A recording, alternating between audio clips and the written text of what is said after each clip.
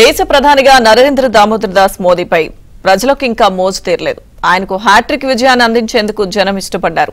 Modi ప్రకటించినట్లుగా BJP నేతృత్వ కూటమికి 400 స్థానాలు దాటకపోయినా 350 దాటడం మాత్రం ఖాయమని ఎగ్జిట్ పోల్స్ నిగ్గు తేల్చాయి.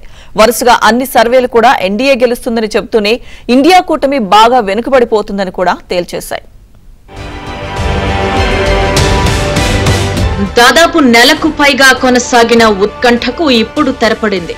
అందరూ ఉత్కంఠగా ఎదురు చూసిన ఆంధ్రప్రదేశ్ పరిణామాలు ఎంతటి టెన్షన్ పుట్టించాయో, జాతీయ స్థాయిలో ఏ పార్టీ ఏ కూటమి గెలుస్తుందోనన్న ఆసక్తి అంతగానే కొనసాగింది. సాయంత్రానికి అన్ని టెన్షన్లకు ఎగ్జిట్ పోల్స్ తెరదించాయి. India news D dynamics post poll survey ప్రకారం ఎన్డీఏకు 371 స్థానాలు, ఇండియా కూటమికి 125 స్థానాలు, ఇతరులకు 47 సీట్లు వస్తాయని తేల్చింది. దేశంలోని వేర్వేరు ప్రాంతాల్లో విస్తృతంగా సర్వే జరిపినట్లు డి డైనమిక్స్ వెల్లడించింది.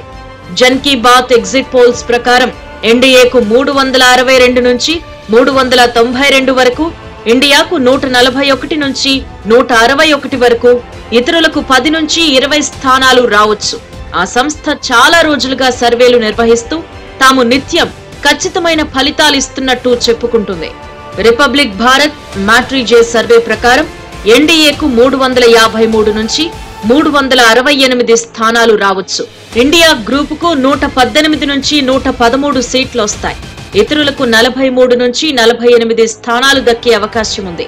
ఇక రిపబ్లిక్ టీవీ పీమార్క్ ఎగ్జిట్ పోల్ ప్రకారం ఎన్డీఏకు 359 స్థానాలు, ఇండియా గ్రూప్ కు 154 సీట్లు, ఇతరులకు 30 స్థానాలు వస్తాయని తేలింది.